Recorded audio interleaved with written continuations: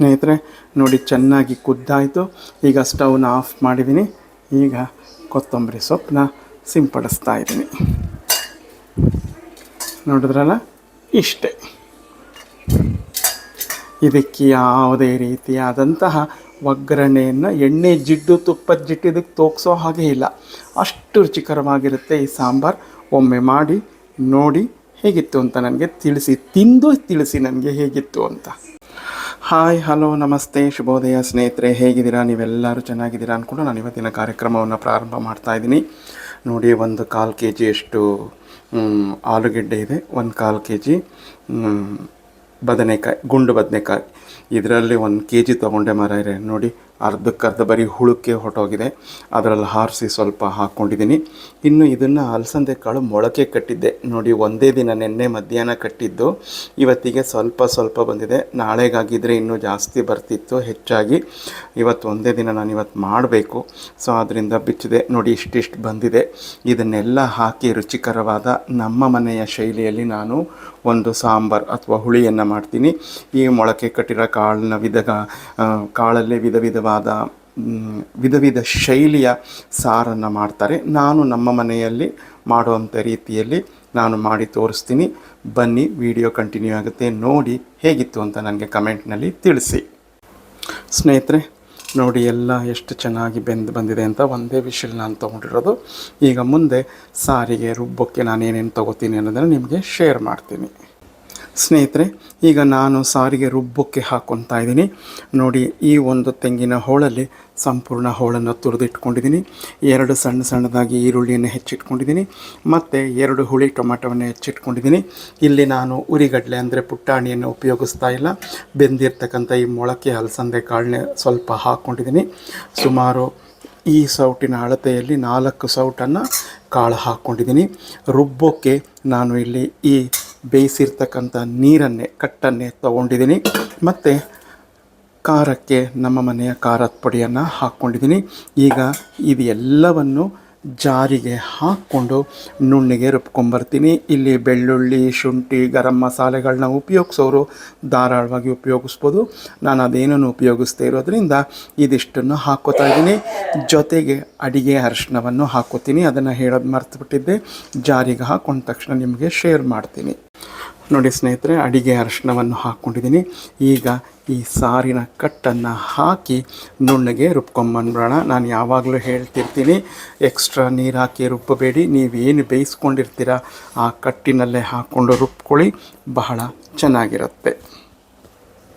ಸ್ನೇಹಿತರೆ ನೋಡಿ, ಹೀಗೆ ನುಣ್ಣಗೆ ರುಬ್ಕೊಂಬಂದಿದ್ದೀನಿ. ಇದನ್ನು ಈಗ ಪಕ್ಕಕ್ಕೆ ಎತ್ತಿಟ್ಕೊಂಬಿಡೋಣ. ಸ್ನೇಹಿತರೆ ನೋಡಿ, ಒಂದು 5 ಹುಳಿ ಟೊಮೆಟೊ ಹೆಚ್ಚಿಟ್ಕೊಂಡಿದ್ದೀನಿ. 2 ಪಾಲಕ್ ಸೊಪ್ಪು ಕಂತೆ ತಂದಿದ್ದೇನೆ ನಾನು ವಾಕಿಂಗಿಂದ ಬರ್ತಾ. ಅದನ್ನು ಹೆಚ್ಚಿ ತೊಳೆದಿಟ್ಕೊತೀನಿ. ಮತ್ತು ಈ ಸೊಪ್ಪು ನೋಡಿ, ಇದು ನಮ್ಮನೆ ಹತ್ರನೇ ಬೆಳೆದಿದ್ದು, ಪಕ್ಕದ ಸೈಟಲ್ಲಿ, ಖಾಲಿ ಸೈಟ್ಗಳಲ್ಲಿ. ಈ ಮಳೆಗಾಲದಲ್ಲಿ ಇದು ಹುಟ್ಟುತ್ತೆ. ಬೆರಿಕೆ ಸೊಪ್ಪು ಅಂತ ಹೇಳ್ತಾರೆ ಇದನ್ನು. ಬಟ್ ಇದು ತುಂಬ ಆರೋಗ್ಯಕರ. ನಮ್ಮ ಎಲ್ಲ ಸೊಪ್ಪುಗಳಿಗಿನ್ನ ಬಹಳ ಆರೋಗ್ಯಕರವಾದದ್ದು. ಈಗ ನಾನು ಕಿತ್ಕೊಂಡ್ಬಂದೆ. ನೋಡಿ, ಈ ರೀತಿ ಇರುತ್ತೆ ಇದು ಎಲೆ. ಇದನ್ನು ಸಹ ತೊಳೆದು ಚೆನ್ನಾಗಿ ಸಣ್ಣದಾಗಿ ಹೆಚ್ಚಿಟ್ಕೊತೀನಿ. ಚೆನ್ನಾಗಿ ತೊಳ್ಕೊಂಡು ಇದನ್ನು ಈ 2 ಸೊಪ್ಪನ್ನು ಹೆಚ್ಚಿಟ್ಕೊತೀನಿ. ನಿಮಗೇನಾದರೂ ಸಿಕ್ಕಿದ್ರೆ, ನಿಮ್ಮ ಮನೆಗಳ ಹತ್ರ ಜಾಗ ಇದ್ದರೆ, ಮಳೆಗಾಲದಲ್ಲಿ ಹುಟ್ಟುತ್ತೆ. ಇದು ತುಂಬ ಆರೋಗ್ಯಕರವಾದದ್ದು ಈ ಸೊಪ್ಪು. ನೋಡಿ, ಇದಕ್ಕೇನು ಹೆಸರು ಅಂತ ಹೇಳ್ತೀರಾ? ಗೊತ್ತಿದ್ದರೆ ತಿಳಿಸಿ.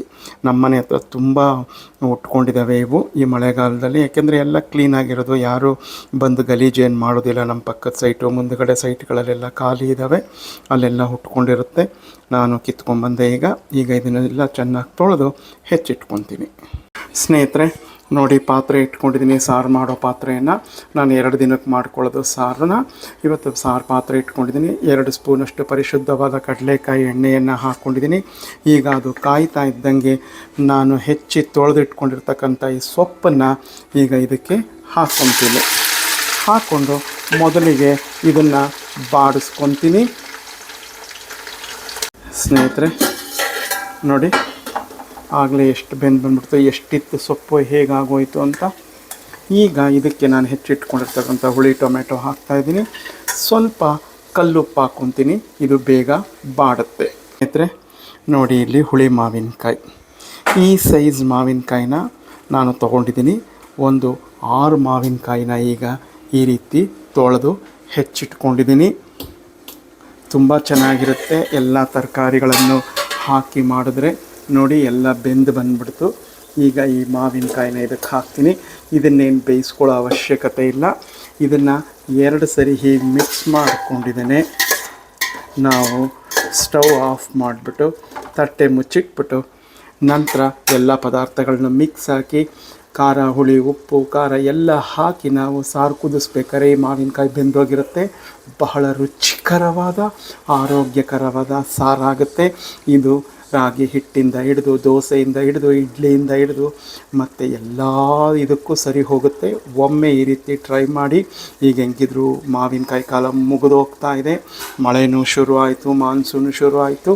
ಸಿಕ್ಕಿದ್ರೆ ಈ ರೀತಿ ಮಾಡ್ಕೊಳ್ಳಿ, ಸಖತ್ತಾಗಿರುತ್ತೆ.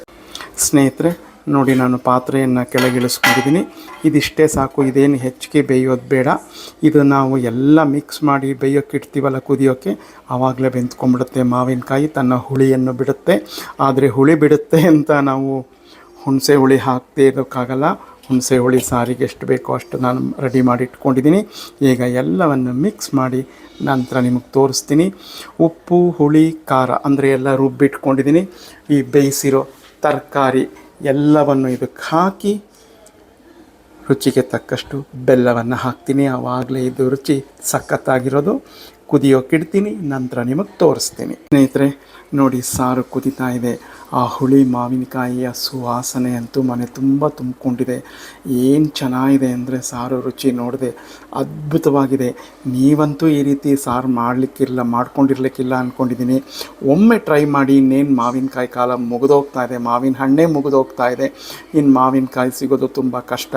ಸಿಕ್ಕಿದರೆ ಮಾತ್ರ ಬಿಡದೆ ಈ ಮೊಳಕೆ ಕಟ್ಟಿದ ಕಾಳಿನ ಜೊತೆ, ಅದೇನು ಹಲಸಂದೆ ಕಾಳೇ ಆಗಬೇಕು ಅಂತಿಲ್ಲ, ಹೆಸರು ಕಾಳು, ಕಡಲೆಕಾಳು, ಹುರುಳಿಕಾಳು, ಯಾವುದು ಮೊಳಕೆ ಕಟ್ಟಿರೋದು ನಿಮ್ಮ ಹತ್ರ ಅವೈಲೇಬಿಲಿಟಿ ಇರುತ್ತೆ ಹಾಕ್ಕೊಂಡು ಮಾಡ್ಕೊಳ್ಳಿ. ತುಂಬ ಚೆನ್ನಾಗಿರುತ್ತೆ.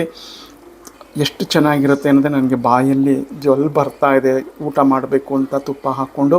ಆದರೆ ಒಂದು ವಿಶೇಷ ಏನು ಗೊತ್ತಾ, ಈ ಸಾಂಬಾರಿಗೆ ನೀವು ಇಲ್ಲಿ ಒಗ್ಗರಣೆಯನ್ನು ಕೊಡೋ ಹಾಗಿಲ್ಲ. ಇದಕ್ಕೆ ಎಣ್ಣೆ, ತುಪ್ಪ, ಜೀರಿಗೆ, ಸಾಸಿವೆ ಯಾವುದನ್ನು ಸಹ ಒಗ್ಗರಣೆಯನ್ನು ಕೊಡೋ ಹಾಗಿಲ್ಲ. ಈಗ ಸ್ನೇಹಿತರೆ ನೋಡಿ, ಚೆನ್ನಾಗಿ ಕುದ್ದಾಯಿತು. ಈಗ ಸ್ಟವ್ನ ಆಫ್ ಮಾಡಿದ್ದೀನಿ. ಈಗ ಕೊತ್ತಂಬರಿ ಸೊಪ್ಪನ್ನ ಸಿಂಪಡಿಸ್ತಾ ಇದ್ದೀನಿ. ನೋಡಿದ್ರಲ್ಲ, ಇಷ್ಟೇ. ಇದಕ್ಕೆ ಯಾವುದೇ ರೀತಿಯಾದಂತಹ ಒಗ್ಗರಣೆಯನ್ನು, ಎಣ್ಣೆ ಜಿಡ್ಡು, ತುಪ್ಪದ ಜಿಡ್ಡು ಇದಕ್ಕೆ ತೋರಿಸೋ ಹಾಗೆ ಇಲ್ಲ. ಅಷ್ಟು ರುಚಿಕರವಾಗಿರುತ್ತೆ ಈ ಸಾಂಬಾರು. ಒಮ್ಮೆ ಮಾಡಿ ನೋಡಿ ಹೇಗಿತ್ತು ಅಂತ ನನಗೆ ತಿಳಿಸಿ, ತಿಂದು ತಿಳಿಸಿ ನನಗೆ ಹೇಗಿತ್ತು ಅಂತ.